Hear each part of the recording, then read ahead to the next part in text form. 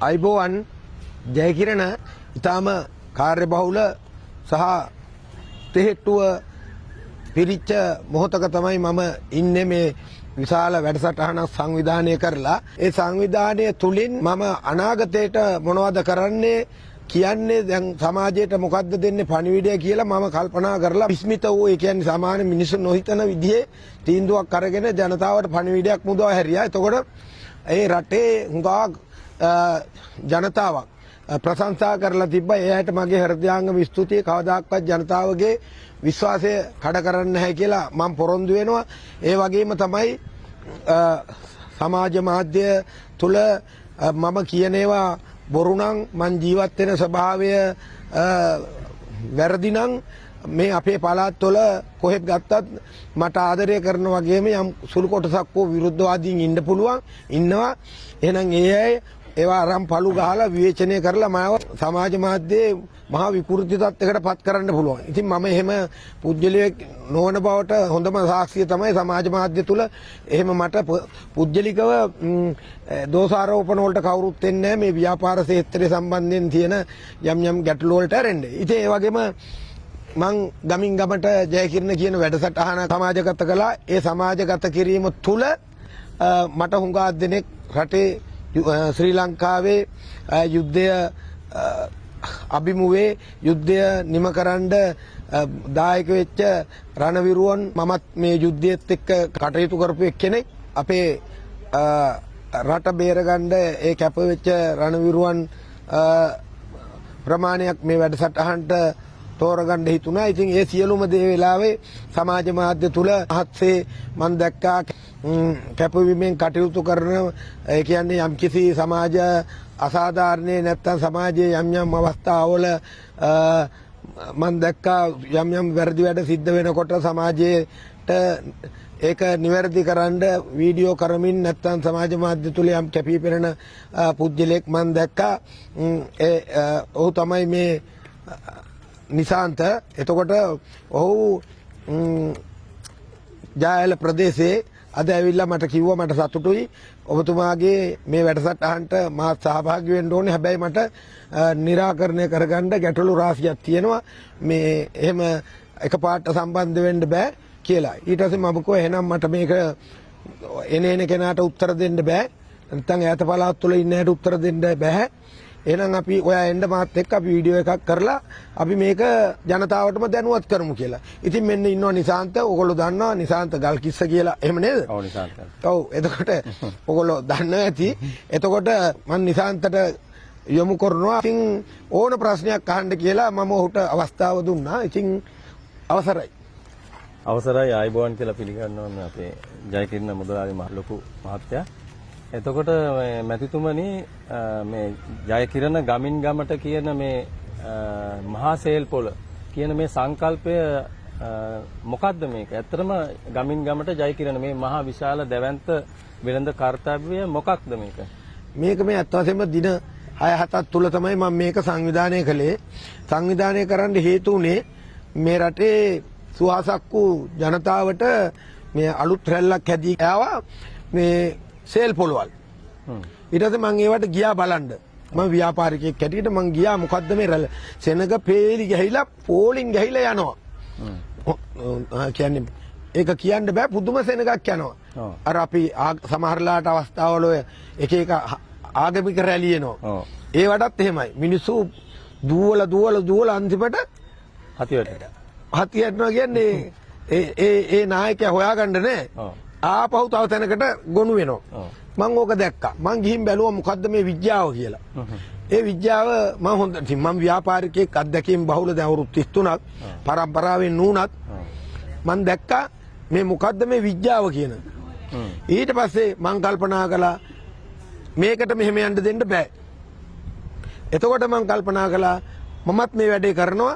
ඒක වැදගත් විදියට මහ ජනතාව නොරැවටෙන භාණ්ඩයක් අපි කොහොමද අරගත්තාම විකුණන්නේ මැජික් නැතුව මේක කරන්න ඕනේ කියලා පළවෙනි දවසේ අතිසාර්ථක වුණා. පස්සේ මම මීඩියා වල කිව්වා සමාජ මාධ්‍ය කිව්වා ජනතාවට එන්න එපයි කියලා. දැන් විවෘතයි බය නැතුව එන්න දවසින් දවස වෙනස් කරනවා. නිසාන්ත ඔව්. දවසින් දවස වෙනස් කරනවා. එතකොට ඒක තමයි මගේ මේ ව්‍යාපාරයේ වෙනස. ඒ වගේම තමයි මිනිස්සුන්ට අඩු මිලට ගෙදර ගෙනහිල්ලා අපේ අම්මාව මතක් නොකරන්න පුළුවන් විදිහට පාරිභෝගික භාණ්ඩ රැගෙන යන්න අවස්ථාවක් තමයි හදලා තියෙන්නේ. ඉතින් මේ සංකල්පය ඒක තමයි. ඒකයි සංකල්පය. එතකොට මම මැතිතුමනි ඔබතුමාගේ වීඩියෝ හරහා ඇත්තටම වීඩියෝ හැම එකක් නෑ අර ගොඩක් වෙලාවට බලනවා. ඒකෙදි දැක්ක එකක් තමයි මේ ඒකෙදි කියලා තියෙනවා මේ ඔබතුමා කියනවා මේ මේකේ ආදායම තනිකර මම නෙමෙයි ගන්නෙ. එහෙම නැත්නම් මේකේ ඇත්තටම ඔබතුමාට මේකේ ප්‍රතිලාභයක් නැද්ද? මොකද්ද මේකේ ඒ සම්බන්ධයෙන්? නෑ මෙහෙමයි. මම හිතන්නේ නිසාන්ත මම හැම වෙලේම කියන්නත් ඕනේ නෑ මම සරල ජීවිතයක් ගෙවන්නේ. දැන් ඕගොල්ලෝ ආවට පස්සේ අපි 3-4 දෙනාම එකට පාර්සලයක් කඩාගෙන කෑවේ. ඒක කාලා අපි සංවාද වුණානේ. ඕක තමයි මගේ ජීවිතේ. මේක නෙමෙයි. මින් ඉස්සරහට තමයි ගේම තියෙන්නේ. මින් ඉස්සරහට මම කල්පනා කළා මගේ කියන්නේ ඔබතුමා කියන්නේ සමාරම්භක මේ පළවෙනි කටයුත්ත නමුත් ඉදිරියට වෙනේවල මේ වෙන විදිය ගැනද ඔබතුමා මේ වීඩියෝ වල සඳහන් කරන්නේ. ඔව්.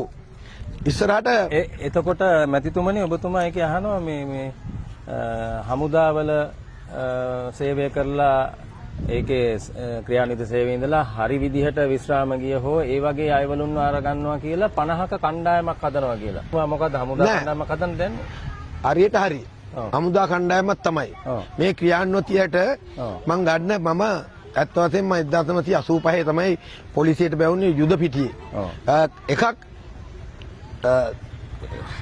රජය තුල රජයේ රජයයි අතරේ ගැටලුව. අනිත් එක LTT සංවිධානය හෝ නැත්නම් තත්ත්වවාදී සංවිධානත් එක්ක රජය ගැටලුව. දෙකොණක තිබුණා යුද. එතකොට මම ඒකෙදි ඔය අරන්තලාවේ 26 දෙනෙක් කපපු වෙලාවේ ඒකේ පළවෙනිම එතෙන්ට ගිය කණ්ඩායමේ සමාජිකයෙක් මම.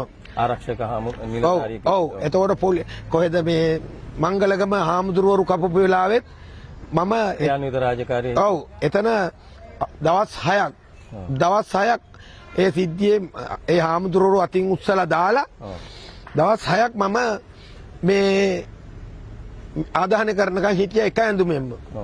එකම ඇඳුමෙන්. එතකොට ඊට පස්සේ තිරුකුණාමලේ පොලිස් නිලධාරීන් පැහැරගෙන යනකොට ඊට අමතරව ලංකාවේ විවිධ එතකොට මේ ශේස්ත්‍රවලදී මේ හමුදාවේ අය මම පොලිසියේ අපි තරුණයෝ අපි ඒකේ ක්‍රියාන්විතයේ පසුබැලින් ගියේ.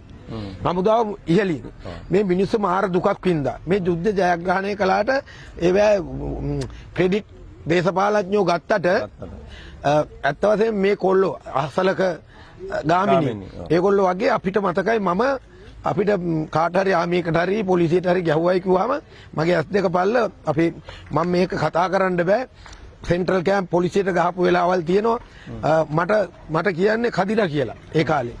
එතකොට මේ පොලිසිය අය මේව බලනවා හිටපු අය. කදිරා කියන්නේ මුවම් පැලසේ චණ්ඩියා. මට කදිරා කියන්නේ. මොකද ඇඳිවත සරම පිටින් තුවක්කුව අරගෙන මම දුවලා තියෙනවා. තිරුකුණාමලේ පුත්තූරවලදීත් එහෙමයි. ඕන කෙනෙක් දන්නවා මම තමයි නායකයා. නිලයෙන් නායකයා නෙමෙයි. නමුත් වැඩවලදී නායකයා මම තමයි මූලික වෙලා යන්නේ.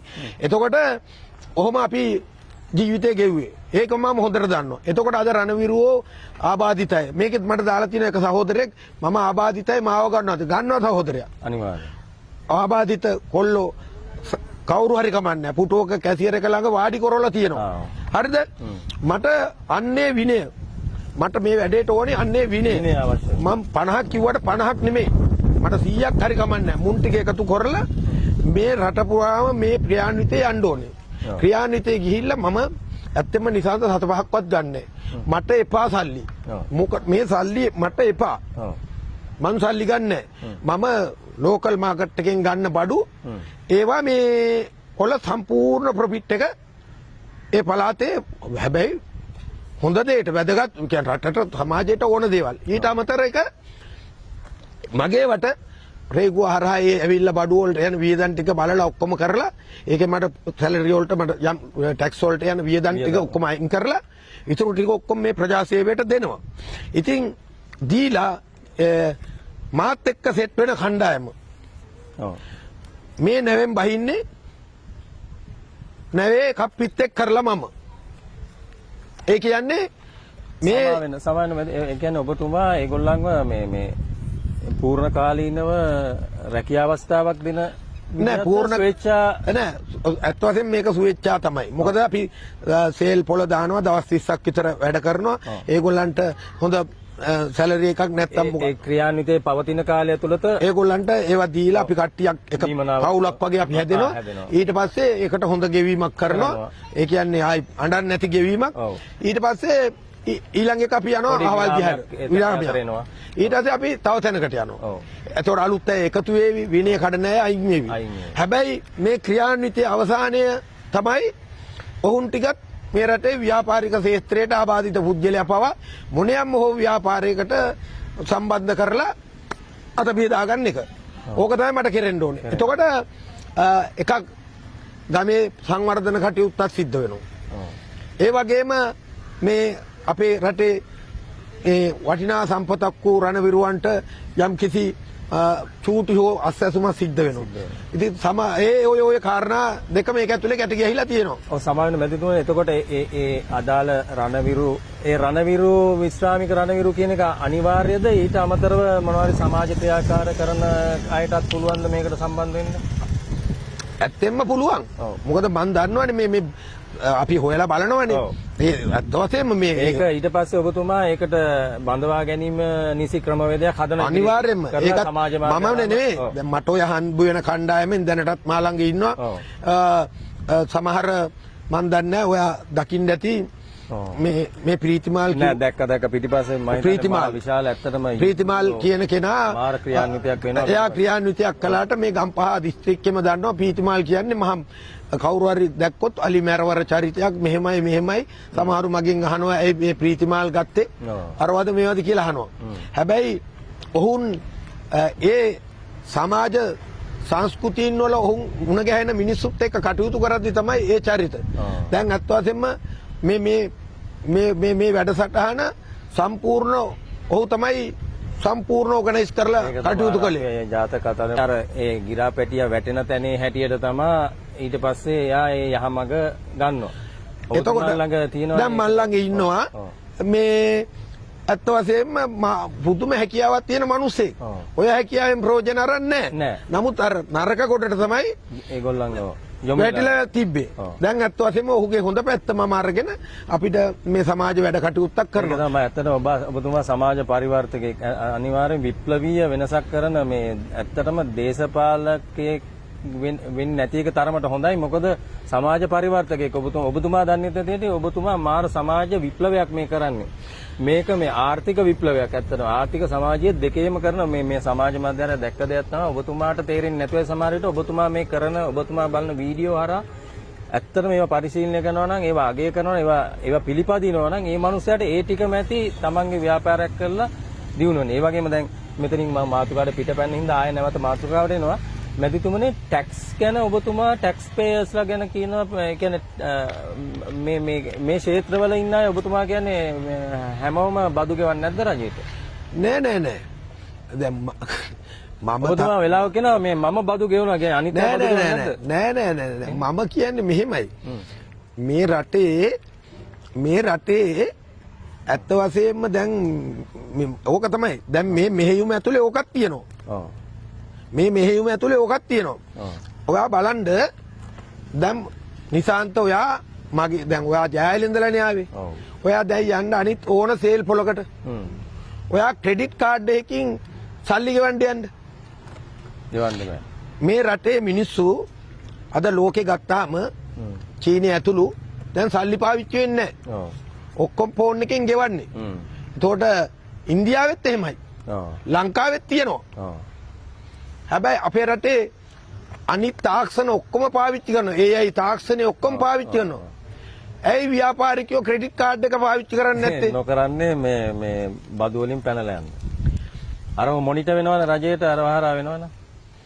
ඔයා දැන් මේ අඩුවට හෝ වැඩියට හෝ විකුණන ඕන සේල් එකකට. නැත්තම් ඔයගොල්ලෝ ගමේ තියෙන වෙළඳ පොලක් ඔයගොල්ලෝ දන්නවා සාමාන්‍යයෙන් මෙයා හොඳ රිච් තත්ත්වේ ඉන්නවා. පොහොසත් තත්ත්වේ. එයාගේ ඔක්කොම ඩිජිටල් වෙලා. අරක විතරක් වෙන්නේ නැහැ. ක්‍රෙඩිට් කාඩ් එක යූස් කරන්නේ නැහැ. ඇයි මේ රට දියුණු කරන්න නිසාන්ත කොහේවත් ආධාර ගන්න ඕනේ නැහැ. බදු ගෙවන්න පුළුවන් උන් ටික බදු රැහැනට හවු කරගත්තා නම් මේ රට හදන්න පුළුවන්. එක දේශපාලකයොත් කරන්නේ නැහැ. මෙච්චර කල් තෝරුමෝරු ඒ වලින් රිංගලා ගියා. එතකොට ඒ පහුගිය ආණ්ඩුව ඔක්කොම මේ ඒවට ඉඩකඩ සලසලා දුන්නා. එතකොට දැන් පවතින ආණ්ඩුවත් ඔබතුමා කියන්නේ මේ ආදායම් බදු පැහැර හරින්නම් නිදැල්ලින් දරිනවද? මට නම් එහෙම පේන්නේ නැහැ. ඒ කියන්නේ ආදායම් බදු ගෙවන බවක් සියල්ලම නෑ ඉතින් එහෙම පරිවර්තනයක් ලොකු විප්ලවීය මම හිතන්නේ ජනතාව වුණත් මේ ඡන්දය දුන්නේ දැන් ආණ්ඩු පැතිමාරු වුණා රැඩිකල් වෙනසකට ඒ කියන්නේ පන්සල් කඩයි මරයි මෙහෙන් පෙරලයි අරකයි මේ එහෙමනේ සමාජ මතයේ තිබ්බේ මේ උන් ආවොත් ඉවරයි මෙහෙම ඈ මිනිහ දනිස යටින් ගෙනියයි කොහොමනේ කිව්වේ අපිත් කිව්වා කිව්වා. එතකොට මම හිටියේ අනිත් පැත්තේ. හැබැයි හුඟක් අය මට බයිනවා ජෙප්ප කියලා. මම කියන්නේ මේ ආණ්ඩුවත් මේවට හරියට අත ගහලා නැහැ. අත ගහන්නෙත් නැහැ. මොකද හේතුව සාම්ප්‍රදායික මේගොල්ලොත් සාම්ප්‍රදායික දේශපාලනේ හොයාගත්ත මිසක් නැවත බලේ ඉන්න අවශ්‍ය කරන කටයුතු වලට අවතීර්ණ වුණා මිසක් මේ රටේ මිනිස්සුන්ව නඩත්තු කරන්න තියෙන ඒ මිල මුදල් ටික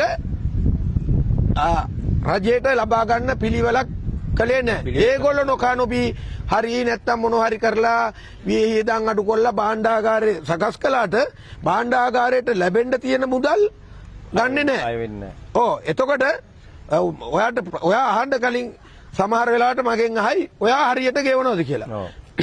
මේකේ ඔයා දැන් ගිහිල්ලා බිලක් දාන්න ක්‍රෙඩිට් කාඩ් එකකින් ගෙවන්න පුළුවන්ද බැයිද කියලා. ඒ ක්‍රෙඩිට් කාඩ් එකේ බිල බලන්න සල්ලි කොහෙටද යන්නේ කියලා. ජයකිරණ ප්‍රයිවට් ලිමිටඩ්. එතකොට ඒ වගේම තමයි අපිට ලංකාවේ ඉන්න සහසුද්ධවන්තයා වෙන්න බෑ. මොකද සහසුද්ධවන්තයා වුණොත් මට මෙතන කතා කරන්න ජයකිරණක් නැහැ.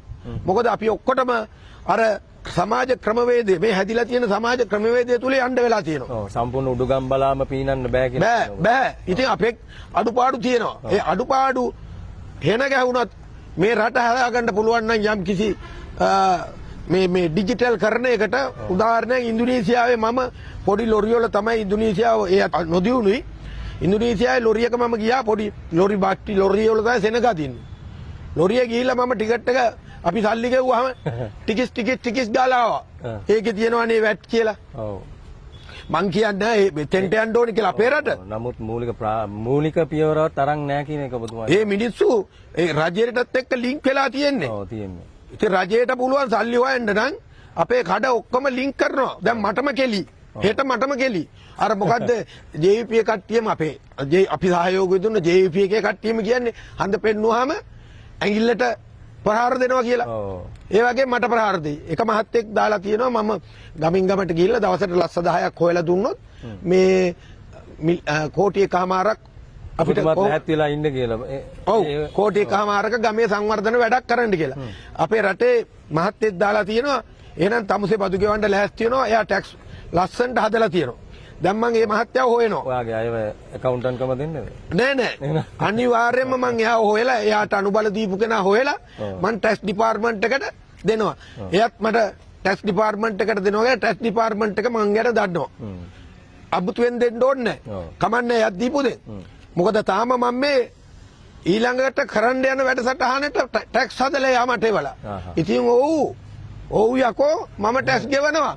හැබැයි මේ පුජ්‍යලයවත් හොයනවා මම දන්නවා හුඟක් වෙලාවට මේ මට ප්‍රහාර දෙන්නේ හුඟක් වෙලාවට මේ ගම්පහ ප්‍රසිද්ධ ව්‍යාපාරිකයෙක් කුපීත වෙලා තියෙනවා මගේ ඔබතුමා මම අහන්න ඉතින් ප්‍රශ්න ළඟටම ආවා. එතකොට මැදිතුමනේ මේ ළඟදි වීඩියෝ වල මම ඇත්තටම ඔබතුමාගේ මේ පුංචි කාලේ ඉඳලා ඒ දේවල් හරිම සංවේදී ඒ වලින් තමයි ඇත්තටම මට ඔබතුමාගේ මේ තියෙන මිල මුදල් ධනයට වැඩිය ඔබතුමා මේ මූලික තැනේ ඉඳලා යාපු ඒ ජීවිතේ මම ඒ වීඩියෝ නැවත අරන් බලන ඇත්තටම කියන්න ආසයි ඒ වල සඳහන් වෙන දේවල් මම නැවත ඇත්තටම ඔබතුමාගේ පුංචි කාලේ ළමා කාලේ මට මැවිලා පේනවා.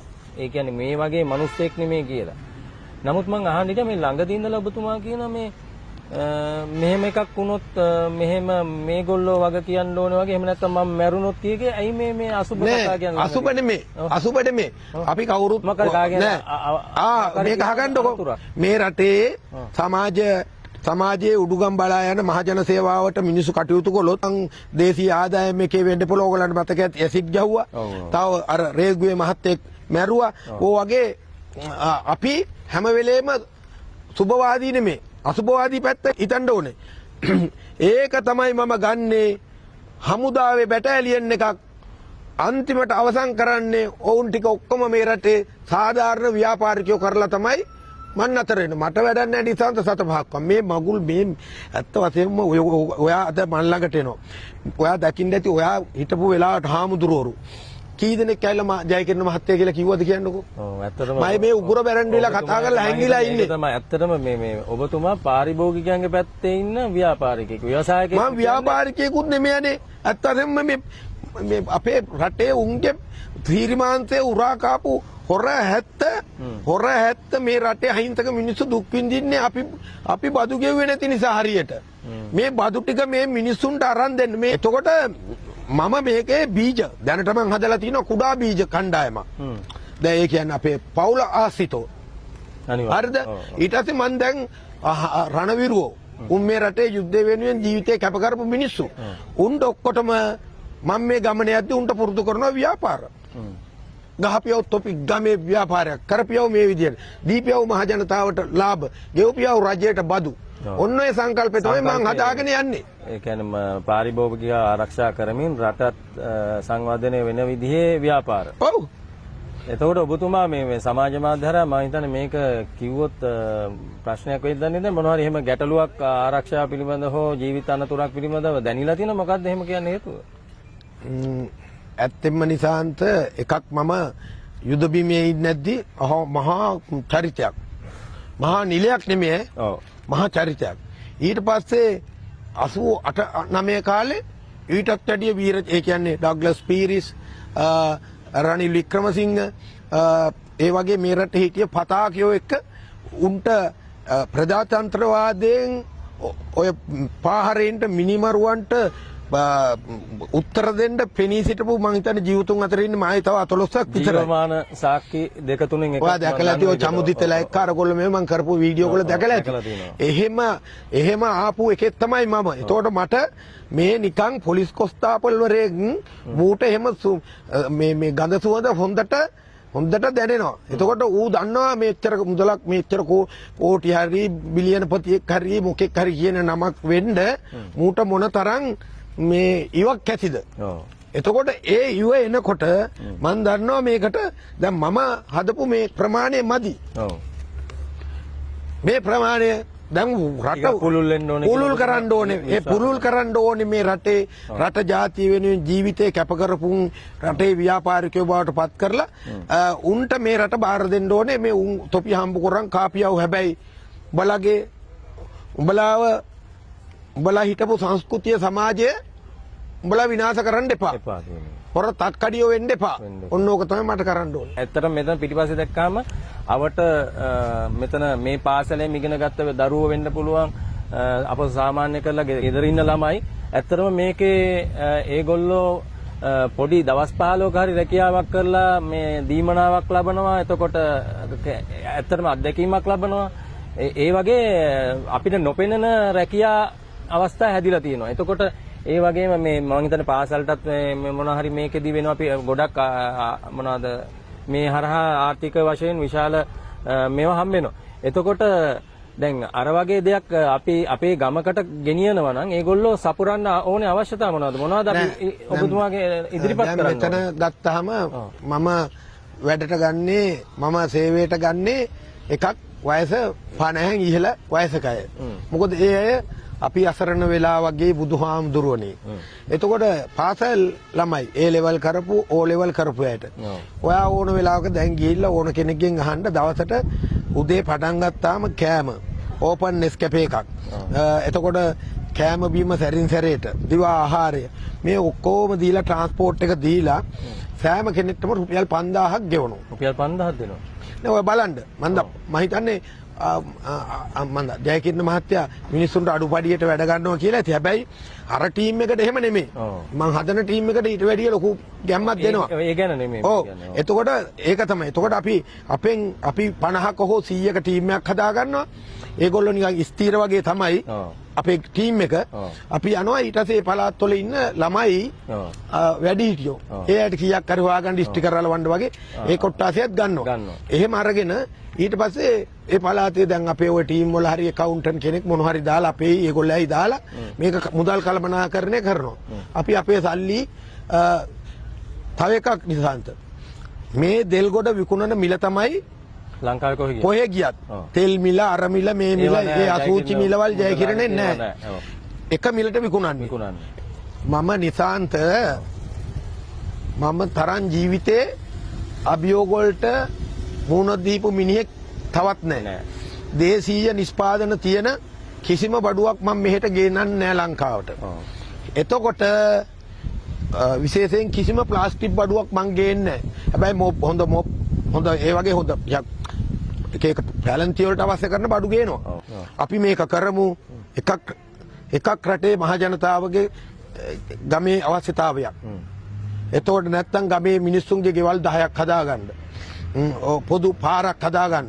තව මොනවා හරි දේවල් මං හිතන්නේ මේ අනවශ්‍ය දේවල් නම් වාහන මේ නිකන් සෝබන වැඩක් නැහැ. ඒතකොට කොල්ලන්ට හොඳ ක්‍රීඩා පිට්ටනියක් සල්ලි වලට මරා හදනවා. ඈත බලද්දී අපි කිමුකෝ ලස්ස 50යි ඉඩම ලස්ස 50යි. ඒක අරන් දෙනවා මේ වැඩසටහන. ඒක විතරනේ ඊට පස්සේ තව ආයි ක්‍රීඩාංගණයම කරලා මේ ගමට දැනෙන සංවර්ධනයක් මම දන්නේ හින්දානේ මේ වැඩේට බහැලා තියෙන්නේ මේක කරනවාමයි. නැවත මැතිතුමනි නැවතත් මං අහන එතකොට ඒ මොකක් හරි ඔබතුමා තෝරාගත්ත ක්‍රීඩා සමිතියක් හෝ මොනවාරි ඒ අදාළ පන්සලකින් හෝ මොනවා හරි අනිවාර්යෙන් එකතුන ඔබතුමා අනිවාර්යෙන් මෙහෙමයි අපේමයි මොනවද ඔනේ වැඩි මං කියන්නේ මෙහෙමයි මොකක් හරි සංවිධානයක් ඔබ ඒ සංවිධානය හරහා මොනවද තියෙන්න ඕනේ පහසුකම් ඔබතුමා කියන්නේ මෙහෙමයි මහා වැඩසටහන ගෙනියන්න මට ඕනේ ගැම්ම විතරයි උන් මේ ගමේ උන් ටික සෙට් වෙලා හොඳට කරන ගැම්මක් විතරයි මට මේකේ ඉස්සරහට ගෙනිය ගන්න සේවා පහසුකම් ටික අපිට ඒවා කරගන්න සහ ගමේ ඉන්න හොරා හඳුන ගන්න හොඳ මිනිහා හඳුන ගන්න ගමෙන් ඔන්න ඔය ටික තමයි අපිට ඕන කරන්නේ. ඒගොල්ලෝ අනිත් එක ගමේ උසයන් රැකියා 100ක් 150ක් විතර යොදව ගන්න ඒගොල්ලෝ හරහා අන්න ඔය ටික තමයි ඉතින් කෙරෙන්නේ. ඉතින් කොහොම හරි ඕක තමයි වැඩේ සාර්ථක කරනවායි මම අත ගහපු දෙයක් නොකර ඉන්නේ. ඔබතුමා මේ මහා දැවැන්ත මේ වෙළඳ ක්‍රියාන්විතයටත් මම හිතන්නේ ඔබතුමාගේ මේ සමාජ මාධ්‍ය FB පිටුව තමයි මම හිතන්නේ ගොඩක් පිටුව අහලක් උනේ වෙන කිසිම මීඩියා එකක මේක කරේ නෑනේ. සමාජ මාධ්‍ය තුල ඔයා දන්නවද ශ්‍රවණාබාධිත ළමයිට ශ්‍රවණාබාධිත ළමයිගේ බැටරි කෑල්ලක් රුපියල් 1800ක් වෙනවා බැටරි පැක් එකක්. ඔයා දැන් ගිහිල්ලා මගේ මේසෙ බලන්න. මහා ගොඩක් නෙමේ. සීමිත ළමයි ප්‍රමාණයක් මේ අපේ පළාත් වල ඉන්න ශ්‍රවණාබාධිත ළමයි එනවා. බැටරි කෑල්ල ගන්න සල්ලි නැහැ. කන් දෙක බැටරි බැස්සොත් කන් ඇහෙන්නේ නැහැ. ඒ ළමයිට බැටරි කෑල්ල මගේ මේසෙ උඩ තියන් ඉන්නේ. අපේ ඔෆිස් එකට දන්නවා. ඒ ළමයි යහම මාසයක් පාවිච්චි කරනවලු එකමාරක් පාවිච්චි කරන බැටරි දෙක. ඒ බැටරි දෙක මන් දෙන්නේ. වැඩි හිටියෝ මේක ඇතුළෙත් ඉන්නවා. දැන් අවුරුදු 26ක් තිස්සේ මාසිකව විශාල එක කියන්න මම හිතන්නේ මෙහෙට ආපු අය දන්නවා ඇති පළවෙනිද හැම මාසෙම පළවෙනිදට ඒ අයට වැටුපත් දෙනවා. රුපියල් 500යි දෙන්නේ. 500කට ඔය හදලා බලන්න. ඒ වැටුපත් දෙනවා. නොයේ ක්‍රෝවාදාද සහ මොනවා හරි ප්‍රශ්න සහ පන්සල් දැන් අපේ ගමේ තියෙන පන්සල් නඩත්තු වැඩ සටහන් වලට එතකොට විශ්වවිද්‍යාල 37 ළමයිට පොත් දෙන එක නම් කියන්න දෙයක් නැහැ. මම හිතන්නේ නොදන්න කෙනෙක් නැහැ. ඔය වගේ මේ ගෑණි තමයි දෙයියෝ මට ඇත්තම මේ සල්ලි වලට ගෑනු පෙරේතයිනේ. මෙවුන්දගේ ආශිර්වාදය ඔක්කොටම ලැබෙනවා. එතකොට අපි දැන් නාට්‍යත් කොලානේ. ඉතින් කොහොම හරි ඉතින් මේ ප්‍රජා සේවාවන් කියලා නිමක් නැහැ. මං කරන જાති.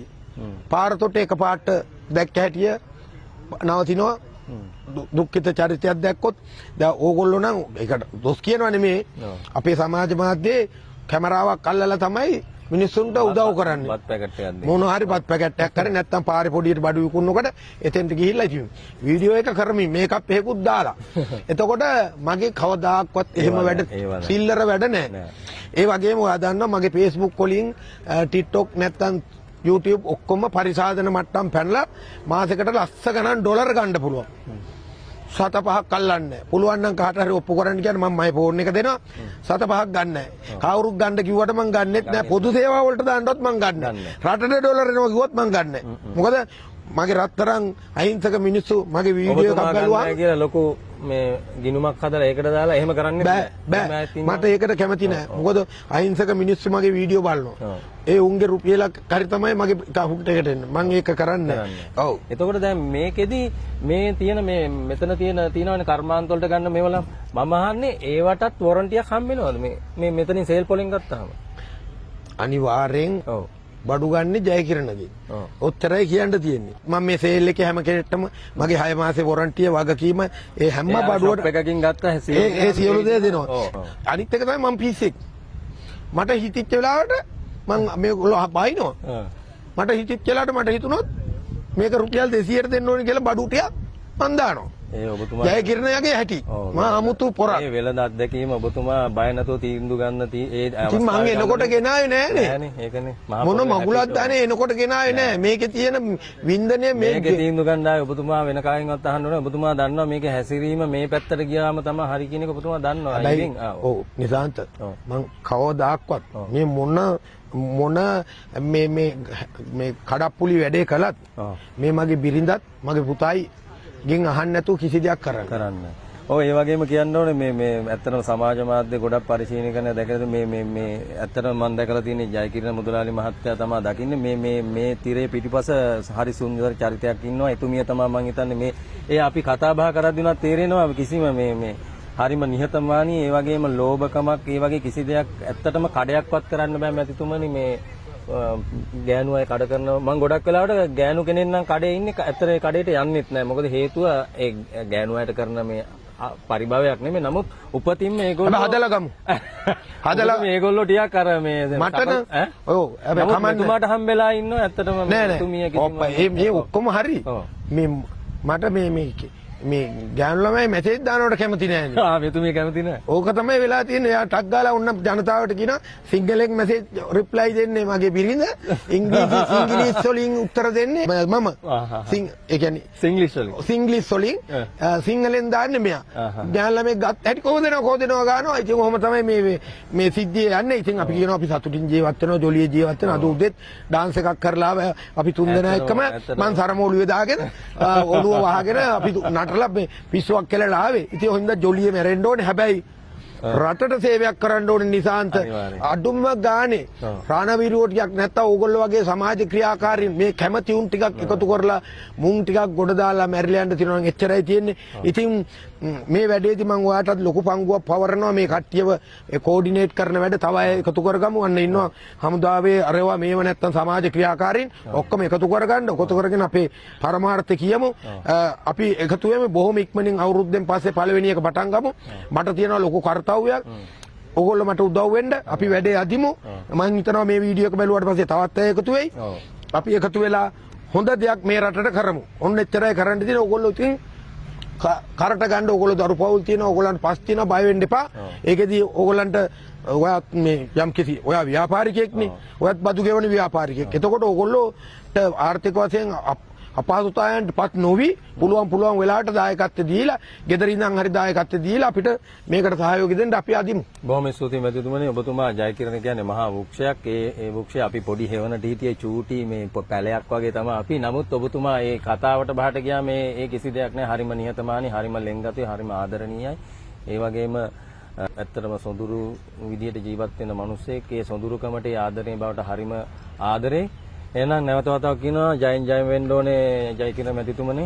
මේක සාර්ථක වෙන්න ඕනේ. ගමින් ගමට ජයකිරණ යන අපේ ගමටත් කොහොම හරි ජයකිරණ ගෙන්න ගන්න අපිට අවස්ථාව ලැබෙන්න කියලා ඔබේ ගමටත් ඉක්මනින් ජයකිරණ ගමන් කරાવી.